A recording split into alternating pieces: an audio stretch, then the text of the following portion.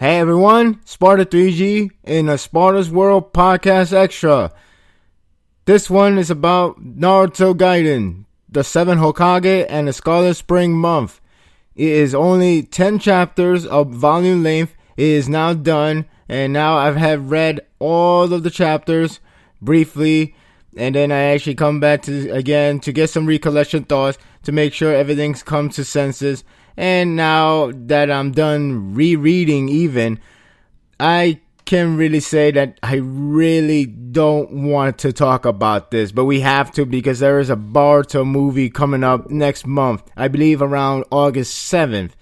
Regardless, it's next month, and this guide is supposed to be a hype to that movie, or at least get the understanding of the new generation, as the main theme was about the new generation and how they're going to be presented and who are they, and should we really care about these new characters now that the old generation, such as Naruto, Sasuke, Sakura, and the rest of the Konoha team are now adults and they're pretty much done with their lives. Even though they could do some missions or whatever, depends on which character we're talking about. The new generation are the ones to step in, and we are presented with new children such as Chocho, Inojin, Sparda, Boruto, and many more, including one extra character that comes from another village named Mizuki. So that's pretty much going to main focus on the new generation, and that's what I was coming into this Naruto Gaiden. This is the start of a new era, or at least more like introduction to this era, since chapter 700 pretty much really done that, but it's Gaiden supposedly gonna put more in-depth look of the new generation. Regardless, this is only going to last up to Boruto the movie. It's trying to present itself in order to get some connections to the adults in a way to make it as a parenthood and a childhood connect each other. You know, use the plot of a family bonding and everything like that. Something that's more there is not the Gaiden is really not much of focus on outside the family part. They don't really have their own mission. Rather, they don't really have that much of their own character that separates from their parents. So, going to this Gaiden, I wanted to give it the benefit of a doubt to Kishimoto, who pretty much lost his ways in the Naruto original series. You could argue that he's always been this I would, either terrible or just not such a good writer overall.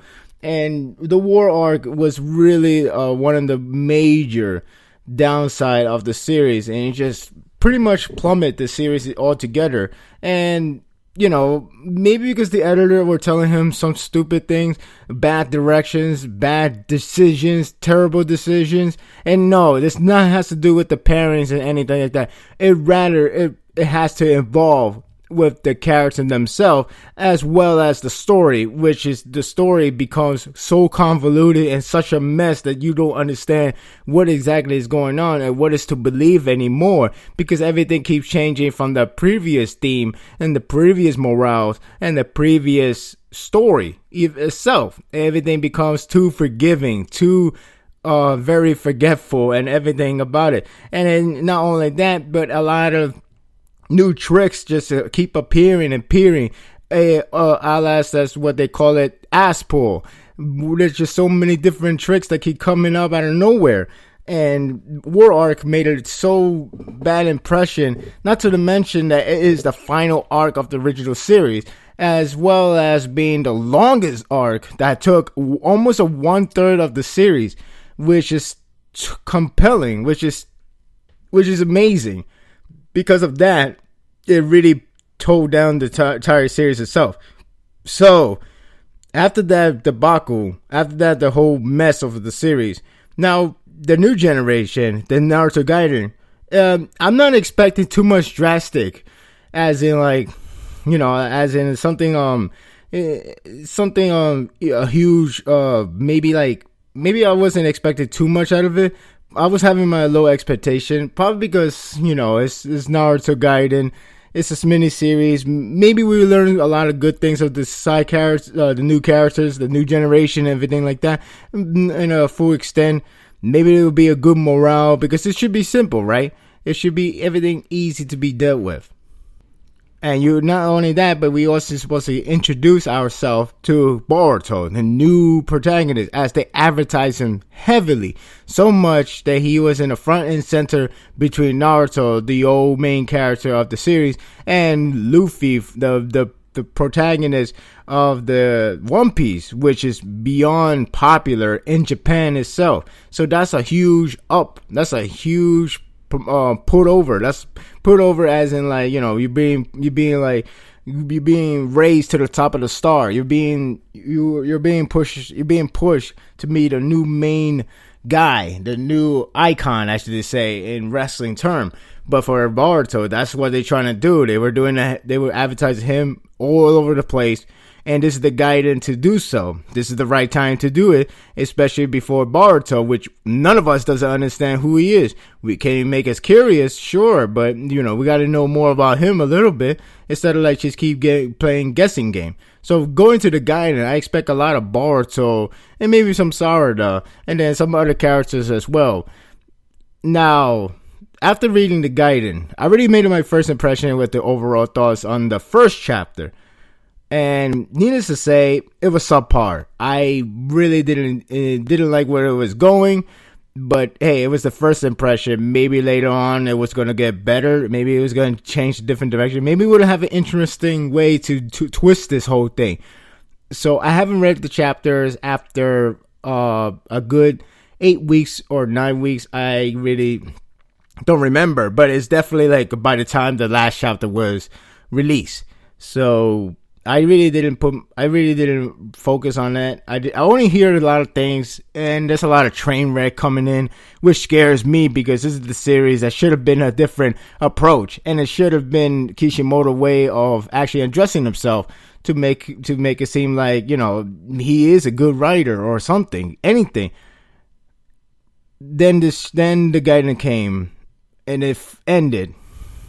So, what is my thought on this? Well, if you actually see my pre-recording reading from the Tumblr page, you get the idea. But I don't want to swear in this episode, this extra, that much. So I'm going to do my best to, you know, honestly, when I was reading it, I was actually really in a state of mind of being so upset what is going on with the series. But right now, I already recollect my thoughts. I already calmed down, of course. And, you know, I gotta be more understandable for you guys. So, let's get the good things out of the way. Here are the good things.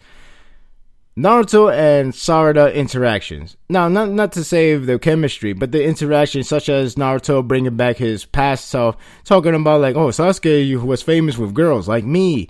You know, stuff like that. You know, they were decent in some ways because, you know, they were, I guess you could say the recollection of the past, it helps, and nostalgia does help. So I guess you could say I kind of fall for that a little bit. But either way, it does work out for this kind of situation, especially for Sparda. So Sparda doesn't know about Sasuke that much, and then it hit the right note by the end after Naruto said, like, you know, he is my rival and all that stuff. And, you know, Sparda felt happy about hearing the whole story. So that hit the right direction, as well as the chapter 8 where Naruto explains the whole thing. I don't need that whole 3 to 4 page flashbacks. That was really unnecessary. It could have been dealt with him talking as use a flashback in the background to make you understand. Instead, you gotta recollect, and then you get the grand scheme of the talk no gesture that Naruto pulled. I don't need that, or not a lot of people really need that. If you read other series, you will realize the flashback is not a traditional thing of mangaka to use. Maybe there's somebody that does the exact same thing as Kishimoto, but everybody uses a flashback in a way to keep the flow going rather than let the flow stop. Look at the flashback, and then go back to the scenery, and then you see why they did that. But not every time it's always a home run, and it's also slowed down the pace. So even so, that was still decent. I didn't mind that whole scenario. The art is still good. It's nothing too special at that point because there was not that much groundbreaking moment or a very need of an epic effect to the whole scenario. Mainly they used the big panels not just to waste the space, but trying to make a home run in terms of hitting the right feeling of emotion. Where, like, such as the ending, where you use 3 panels of Sasuke trying to briefly explain to Sparda why does he feel connected with the family. It's trying to do that way, and some is hit, some is okay. So that's about it. The art itself is still okay, decent. There's nothing memorable scene that you will always talk about because it's such a one of the special, amazing moments that the mangaka could only do, Kishimoto in this case. And yeah, so pretty much that's about it for that one. Karen, as small screen time she has, as very briefly she has in this whole entire series, and I'm not even kind of with that flashback or whatever that is, but pretty much she's only one of the remaining alive female characters that actually has a good ending to her character, or more of a better reflection for everybody to actually could understand with her. And I do mean like the actual audience. You could understand where she came from with that ending of her, so to speak. And yeah, this is about the moving on part, or more like the real, which almost seems like a mockery to have her say, like, she just wants Sasuke to be happy, and that's okay for her. It's almost like a mockery because, with all due respect, we have 2 characters that needed to be said to that way. Naruto didn't even say that to Sakura. I mean, she said it, but the problem is it happened in the middle of part 1. And because of that, he still loves Sakura. And then we never reflected anything about it. Like, well, I am glad you have this because that, there's nothing like that. There was no rebound. There was no real conclusion. Except for the last, which is atrocious to begin with. But point is, you gotta tell the story. You gotta show us that person is over. And Karen is the only one that does it. And it happened in Naruto Gaiden. So in a way you could say too little too late. But at least it happened. And she's the only one that came out. She has such a small screen time, but she get the job done. And that's all the good part. And the rest is awful. It's just awful. Maybe it's not the worst reading I ever read in my life. But I know I read a lot of series. There are a lot of bad ones. And I'm not even trying to go with the novels as well. I haven't read really bad novels because I'm kind of picky with those. Or even the manga itself. But this was just bad. Now, of course, it's my opinion. But it's bad.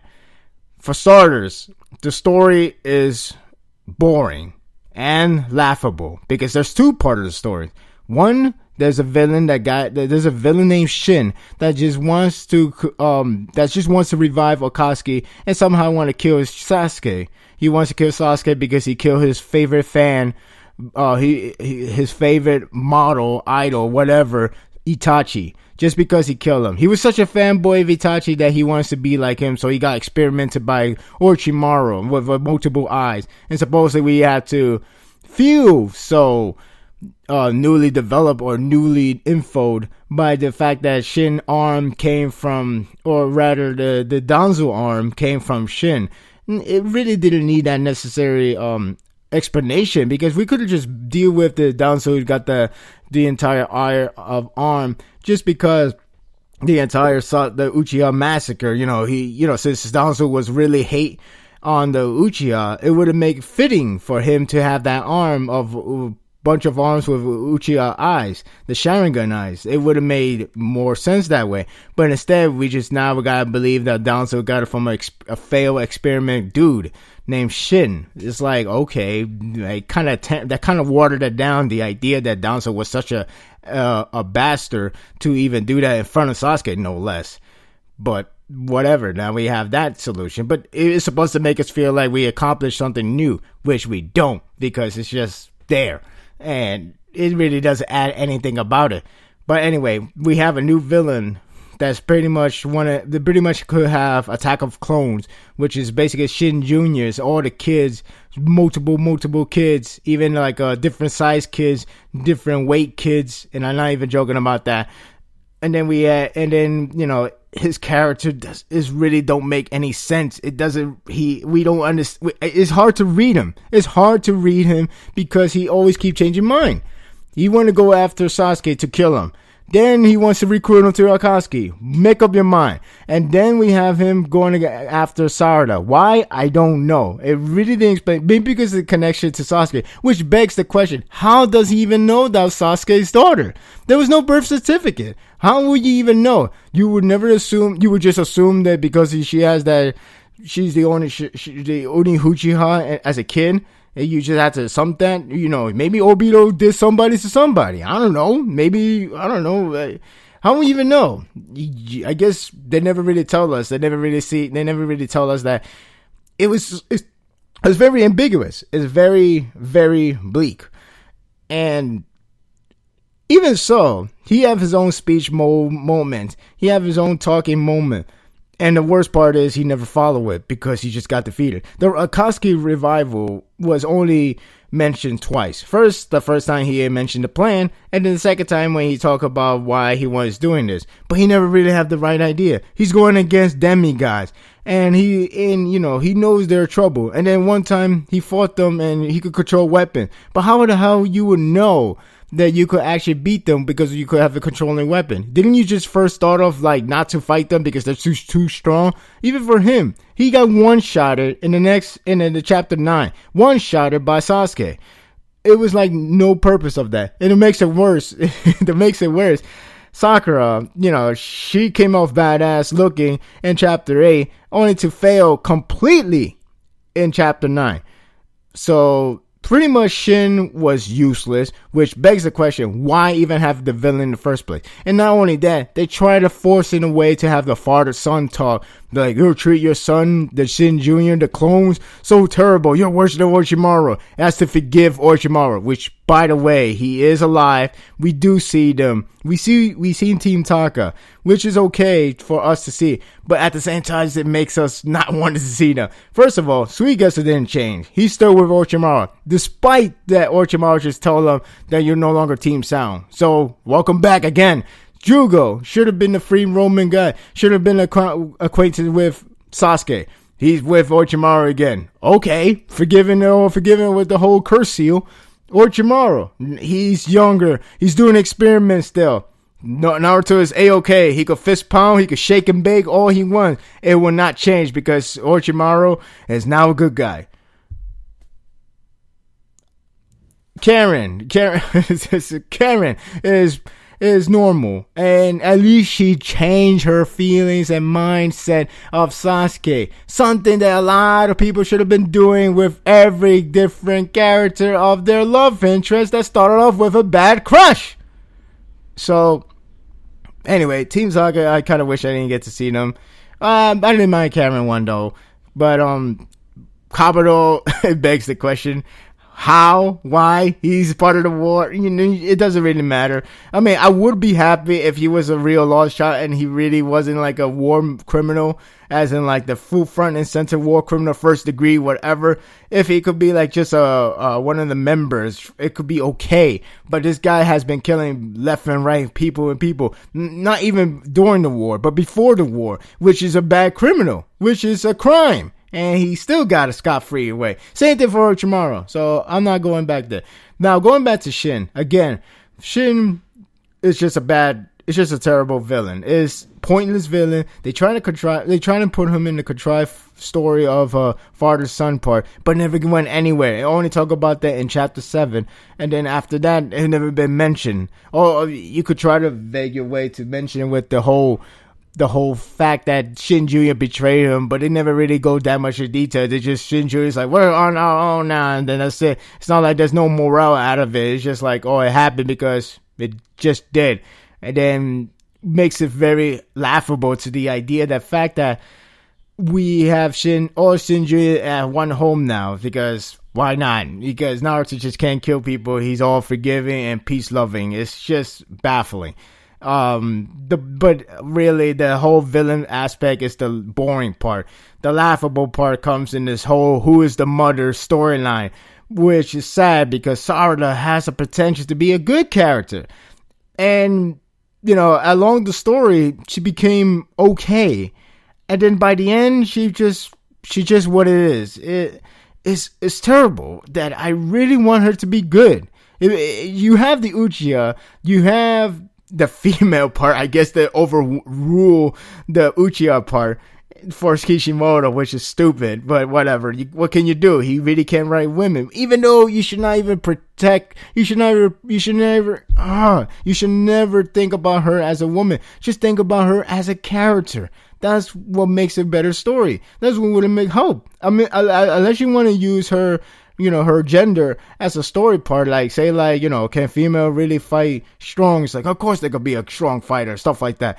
You do that, but if you have nothing that is only exclusive to women or male or anything, then just treat her as a character. It's that simple. So for Sparda, she was stuck with this whole who's the mother business, and it's as bad as it is in the beginning that I mentioned in the first chapter review. This one is just still bad. It's just the way how it goes along with the story, so forced, so contrived. Especially by the ending, you feel like you wasted your time. And it's not because we didn't learn anything new, because we didn't, but it's because it just feels like it should have been dealt with chapter 1, if not 2. That's it. Shizune couldn't say anything. Why? If it would have made sense if Karen is the mother, but she's not. So what's so secret about her? Just say it. It would have ended right there. Shizune actually had the best potential. I will give Sakura a little free pass, because maybe after she hit the ground, maybe she would have told her until the house broke down. She faint for whatever reason, because story needs to be contrived like that. And the fact that the house destroyed, no more loans, whatever that means, even though they got an apartment like that. I don't even understand what's the whole point of that whole scenario or anything like that. The worst part is they had a good potential to use Sparda to tell Sasuke, you're having mom doing so much work. She has been sick. She has been losing money. She's been helping me so much, and yet you don't do anything for her. That would have been a great time. A lot of people say that. I said that. It would have actually worked. It would have worked for drama. But instead, all we have her is asking the same question over and over just to get the answer. And what did the other guys tell them? Nothing. Only Sasuke say something, and what it is none of your business. Why? Just say it. It's simple. Say it. It makes it worse when other characters, the third party, such as Naruto or Suikage, don't even know about it. Especially Naruto. When you get the explanation with the whole why Naruto doesn't even know that that Sasuke child belongs to Karen, which is baffling, because we're supposed to believe that all of a sudden Naruto doesn't look after the village, or don't even look at his best friend Sakura. What? How could you not know? And not only that, Sakura chased after Sasuke, which, by the way, Sakura is terrible in this Gaiden. She's terrible. She's only okay in a flashback of Gaiden. She's terrible overall. Overall, she's really bad, and I feel bad to even see her going this down the bottom of the river, just because of this whole this whole Gaiden contrived mess of a story. Like I said, Sparda, she had a potential, but she was wasted, unfortunately. And it doesn't really matter because Boruto seemed like the movie seemed like it's gonna be focused on him and only him. Sakura is just terrible in the present. It's really hard to understand what's the whole point of the whole helping Shin only to fight him. I don't get it. And then she still fail, and I just don't get it. It makes no sense. The worst part is the ending. It was rushed. We supposed to believe that Sakura never got a kiss ever in her life. I guess maybe Sasuke is a sperm donator. I don't know. Maybe Sasuke just looks up and just think about what's the mission to go next. I don't know. I'm not even caring about that. Supposedly we're supposed to believe that, and then Sakura has to kind of contrive herself, which a lot of people got pissed. I didn't get pissed. I didn't even care because it just downplayed greatly. Maybe I care a little because it downplayed the great effect of the finger poke. A lot of people were so pissed when Sakura did the finger poke to Sparda. It derailed how much meaning it has. Now I think about it, yes, I would be pissed too. It does have a lot of meaning. Now this one is just passing down like nothing. The funny thing is, it was never mentioned again, this whole finger poke, or since Itachi's death. And then, after that, you don't get that much of a finger poke. Instead, Itachi just tell them the rest is up to you, Sasuke, and whatever like that. Point is, they abused it. It's the pinky swear of Naruto movie 3. It is corny, cheesy. It could have been reflected better. It could have hit more stronger, but it never did. They never really explained it, and they never made it feel so compelling as a family. But they never really hit it. And we supposed to believe Sakura chased after Sasuke as in her young days. Chase after Sasuke, being pregnant, if not getting pregnant along the way. Whatever it is, it makes no sense. Maybe it makes sense, but it makes a lot of people feel so stupid. Naruto particularly. So much for being looking after the entire village. Sweet guest who somehow doesn't even know. So you're really going to try to believe that Karen was going to lie to the world, but I do have a kid. Sorry, I should have told you the truth. You really going to believe that? I don't know. It's heavily forced. And the worst part is, if Karen is Sakura's best friend, why in the hell did Sakura put that picture of herself over Karen? And why do you even have that fake picture? Why do you have a fake picture frame? Why not take a picture? Which I'll get to that very end. And then Sasuke, just a terrible, terrible guy. As a father, he's just terrible. He got scot-free away again at chapter 10 by just saying, yeah, I'm connected to the family because we have you, Sparda. I was just waiting for Sparda to have a big giant eyes of like, because, she feels so important. She's important, yes, but I feel like there could have been more. And Sasuke just did it like that. He just did it like that. It should have been more. Why? Sasuke didn't do anything. Guess who did a lot of work? Naruto. Naruto did every work. And, Naruto is whatever in this Gaiden. He did nothing much in this Gaiden. He only did the talk no Justin when it requires. And Sasuke didn't do anything. Even the ending. He goes to the family, and then he leaves. He said, bye, Sparda. Don't make that face. See you next time. What do we learn? I don't know. We're supposed to learn about the biological mother. Even though you can find out the mother is from somebody else, it doesn't matter by blood. It matters about the bonding. Now, the whole Sparda hating on Sakura and saying, hey, screw her, was kind of contrived because it was the one, because, that sounds incredibly mean. Sure, she lies, but come on. It's a person. Save somebody. You gotta do something about that. And then of course Naruto has to come in and basically, again, what I say contrive, I mean the fact that it allows Naruto to say that whole speech, especially with the whole part of like, hey, you want to rescue her? That means you're close. That means you're bonding. That means you're family, and that's what it matters. That's the reason why they did that line. But again, that's only Naruto technique. His fighting sucks. The fight in the series was not good. It had a good startup from chapter 3. It had a good potential, and unfortunately, it didn't go anywhere else. Chocho, complete waste of chapter. chapter. A complete waste of panels, and I do mean that. She's supposed to be the comic relief, which is unfortunate because it would have been a good time to have her to be the buddy of Sparda, being like showing the bond of two girls, like sisters and sister. It would have been nice. It would have worked. It would have been compelling. But instead, we have her just talking about who's my father is, and it kept going to the very end of the chapter. And I don't even know what I'm supposed to learn or even laugh. That's what made a problem. Again, Sparda was just too busy getting questions, asking questions, no answers. That's the problem with her character. And, again, this whole biological mother, it has been going through the entire series. The same thing with the father. The father situation was handled so easy. It was handled when Sasuke starts to fight, and Sparda could just say, wow, that's impressive, and let it all bygones be bygones. And sure, Sasuke saved Sparda, but come on, who wouldn't do that now? And that was it. No speech, no sorry. There was not even a sorry. Maybe you could try to argue that no, it was my fault for not saying anything. Maybe, but that's still not enough. There was no panel between them. And then we have a one quick development where Sparda just thinking about himself. What Sasuke and Sakura has to each other. What are they connected? Do they love each other? And then 3 pages later, or 4 pages later, you get the answer. And it was so simple. Hey, you okay? I'll be okay. Good. And that was it.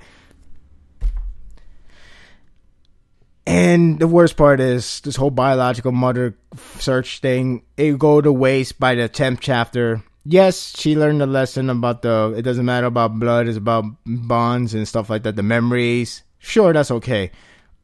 But it should have been a forever effect, not just for one effect, and then she will find the answer through message from Suigetsu, as well as getting the glasses by Karen. Which, by the way, why could you not explain where the glasses come from? Anyone else in that series? Why? There is no secret. It would have made sense if they would kept the secret if Karen was the mother, as to say, I'm sorry that your mother is really Karen, and I know you have been raised by her, but please understand that Sakura is still your mother for being such a caring person. That would have been okay. That would have been a good lasting effect. But instead, it's all misunderstanding. And to top it all of that, they make it into comic relief in that last scenario. Why? We just took this whole entire moment so serious. Now you want to make it to a comedy. It's unbelievable, people. I don't even know what there's much to say. The only thing you hype up for the movie is the idea that there's this villain who is worse than Kaguya, which we're going to see in the movie. So there you go. And then we have Boruto saying Hokage. That's ridiculous. He hates that. So what do you want to know about Boruto? Stay tuned for the movie. That's it. That's all the hype. The entire Gaiden was a waste. Characters were subpar to really below average. Story is boring and laughable. The moral is so predictable yet shaky at the same time. Lackluster comedy. Fighting is no good, so poor fighting technique. Rush development and rush ending. And just overall, not good. It's bad to me. If you like it, I don't know. That's up to you. Good for you if you like it. If you don't like it like me, then you should understand why too. You probably have a different opinion, and honestly, there's probably a lot more to talk about. Why is it bad? But it's best to just leave it as it is. If you want to read it, go ahead and give it a shot. But it is a reason why a lot of people are vocal right now that how bad it is. Even the ending was so rushed. I really wish there was more to it. It would have been perfect to have Sasuke to redeem himself. Would have been perfect to demonstrate the family bondage. It was only a small panel of it, and then they leave, which begs the question: why Sasuke left and never returned, only for him to return in this final chapter and manage to take a picture? What is so hard? It would have been understandable if you had a pre-scene, such as having like going back to do my mission, which by the way they were very unclear about this whole who's the main villain, so you will get the impression the main villain would be Shin and that all troubles are all gone, but it never really was addressed properly. But anyway, point is, they shouldn't have like a pre-scene, just have Sasuke, like, I gotta go to mission, and Sarada was like, come on, go back to your home for one day. He's like, but it's important, come on. And then, have her a little bit sad that Sasuke decided, alright, I'll go with your family for one night. And she'd be happy, and Sakura would be happy too. Comedy or whatever, nah. That wouldn't work. But there was nothing like that. So, it begs the question, what's kept you away from them? Nothing. So, another bad to it is unexplained reasons.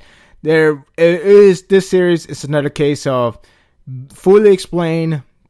Everything is more of a everything is resolved, but nothing is resolved.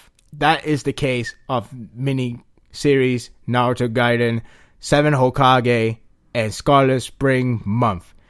That's what we got. So that's it. I'm done with this review, and I will actually write this review down. It will be more of a not much of an opinion based and not much of a spoiler. Just give you the idea of what is up with the characters, the stories, the action set pieces, and pretty much the overall itself and the presentation, which only has the art. But yeah, that's about it. And until then, I'll see you next time for more. Take care, everyone.